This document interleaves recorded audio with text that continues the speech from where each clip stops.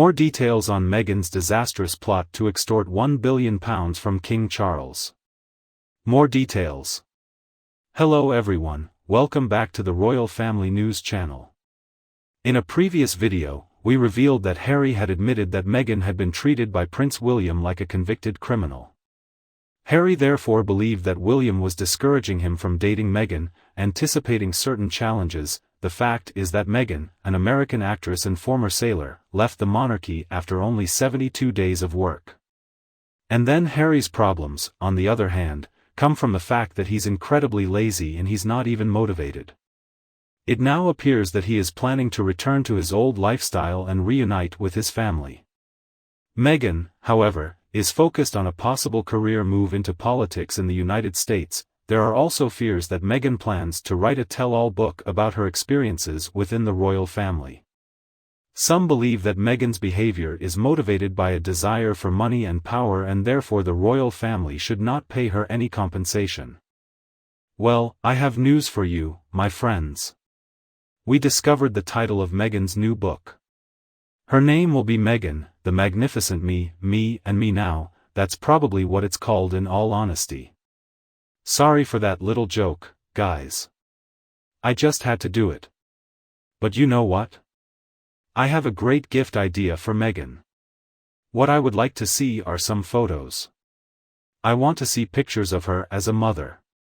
I know it's not a traditional gift, but I think for Meghan, anyone who wants to see her photos is definitely a gift. But I'll have to be a little specific about the types of photos I want to see. First of all, I want to see some photos of Meghan on some yachts. That I want to see what she looked like when she was little on the yacht. I would love to see photos of Meghan as a young girl throwing a tantrum on the floor, because I can only assume that's what she did to get what she wanted.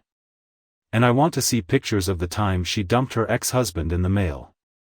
Do I want to see those rings in the envelope, or did he keep them after all? I'd love to see a photo, maybe even an accompanying article, showing his extraordinary bestseller on street tables discounted for $1, or probably on offer. I would love to see a photo of the furious Netflix boss who now has her number and wants nothing to do with her. I would love to see pictures of Meghan speaking in front of people.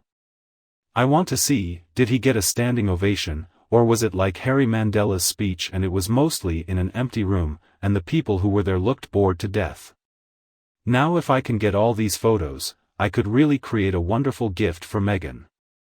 A complete photo montage of the results Meghan thinks she achieved, but in reality she didn't, with some photos and very good comments from people who know about it, like Piers Morgan for example. Until we resolve this issue and finally call it out in front of everyone, Meghan will continue to think highly of herself. And in this photo montage, we have to include a few photos where the lunar prominence reaches below his knees. And we also need to see Meghan's photo of her holding her moonshot in place. And don't worry guys, I won't forget this photo of Meghan, except you can't really see it's Meghan because she's hidden behind a candle. I would also like to see the photo of that moment when Meghan was holding Harry, and Harry was kind of pushing her away. And then we could make this photo montage and we could even make a book out of it. To be honest, it would probably sell more copies than The Bench. Here's the problem Meghan faces, though. No matter how hard she tries to get noticed, she can't convince anyone to pay her to represent her brand. Meghan is toxic and no company wants to associate with her, of course not. They know it will ruin their brand. Meghan and Harry have been exposed as the crooks they really are. And I don't feel sorry for these companies that got involved with them, like Netflix and Spotify. Many felines in Hollywood fell in love with their story because they knew they would never be the ones to personally suffer the consequences. At this point, the whole story of Meghan and Harry hitting up Hollywood has turned into a cautionary tale. As far as I know, Meghan Markle has not accomplished anything significant in her life, other than winning over a very impressionable prince. Alienating both of their families, faking a few pregnancies, faking a few births, and also, how about that miscarriage she faked? It shocked and alienated at least 4 of the world's most amazing countries. She has become the most infamous liar in the world, I grant you that, and she is also known for being a con artist, a bully and a hypocrite. But Meghan has never done anything for charity. Unless, of course, you view the charity as some sort of photo shoot that shows her with that rictus smile on her face with the charity's logo behind her. Or push away a few mourners so he can take a picture of himself placing flowers on the graves of murdered children.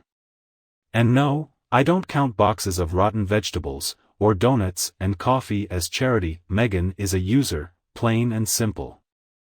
He doesn't know how to give anything to anyone unless it's an STD. Meghan Markle truly believes in her own greatness, but that doesn't mean it's true. I'm glad Spotify realized who they were dealing with, and that's why they dumped his Aunt Harry. And I imagine Netflix will follow suit soon enough. Meghan can speak her truth all day, who cares? Its truth is not the same as the truth, and I for one still believe in the truth, and I am glad that you all believe it too. It's a very bad job. Meghan Markle thinks she will become a great person if her PR team organizes all these things for her. For example, as a UN Women Advocate for women's political participation and leadership, or as a global ambassador for World Vision. Meghan comes back about once a year and gives an absurd speech. He never helped anyone in anything. Apparently, she has been the lead consultant for One Young World since 2014. How is this possible?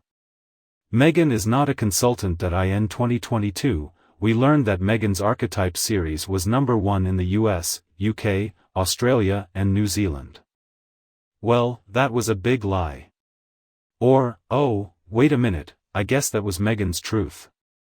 Spotify tried to believe it was #1, but ultimately realized that just because you say it's #1, doesn't mean it's really #1. Oh, and we learned that Meghan Markle is a New York Times best-selling author for her book The Bench. Well, he stole the idea for this book from another writer, who didn't make a big deal out of it. I'm curious how much money Meghan and Harry had to pay this author to reimburse them. But again, just because Meghan thinks her book was a #1 bestseller doesn't make it true.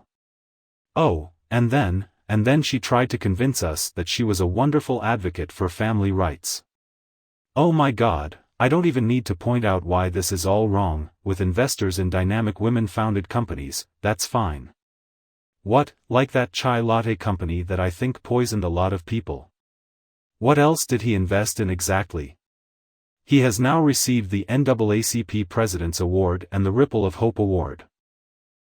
I guess we should forget about the fact that she and Harry bought those prizes. She tried to convince everyone that she was one of the most powerful and influential women in the world.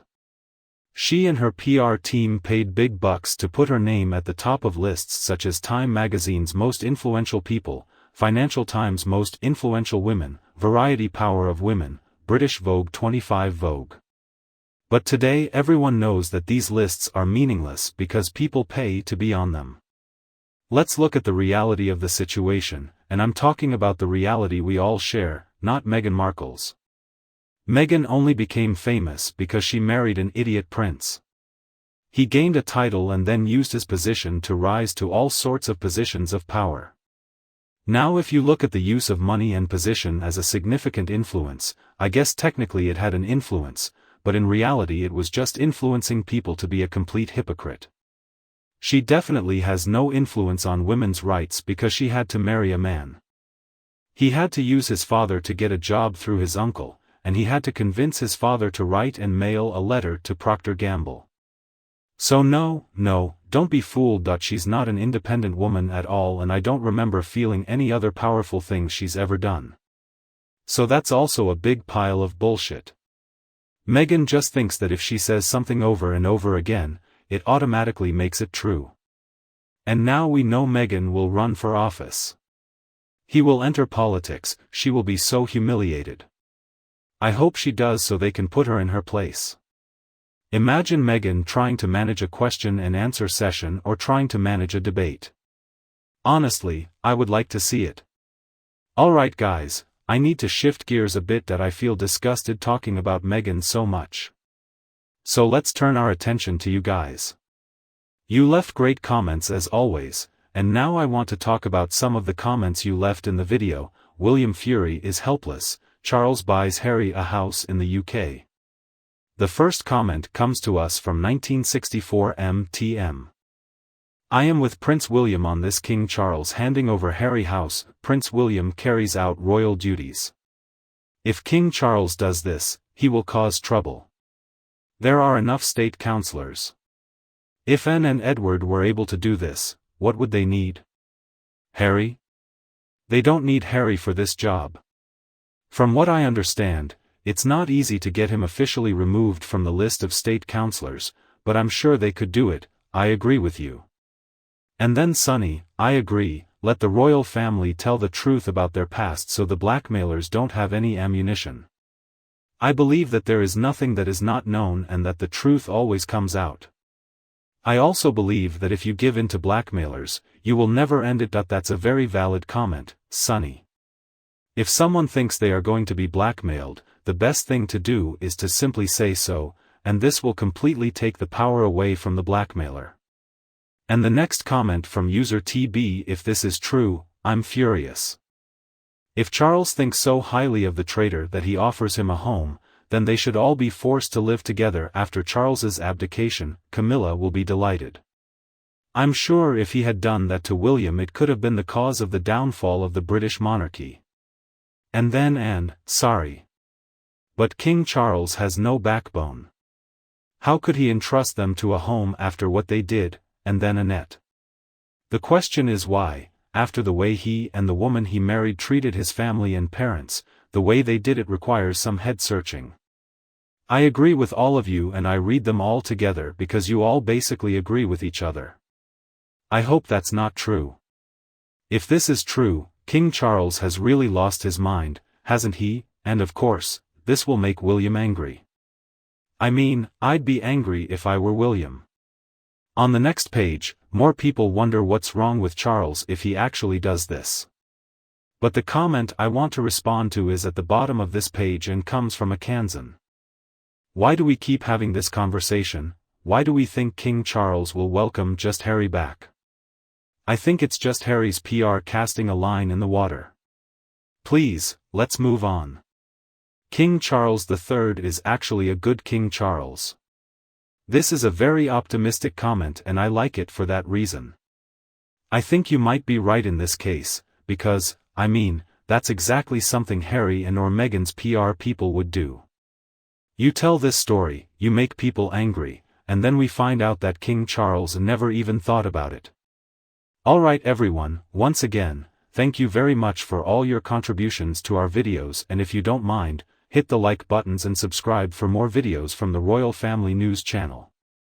Thank you very much for listening, goodbye and have a nice day.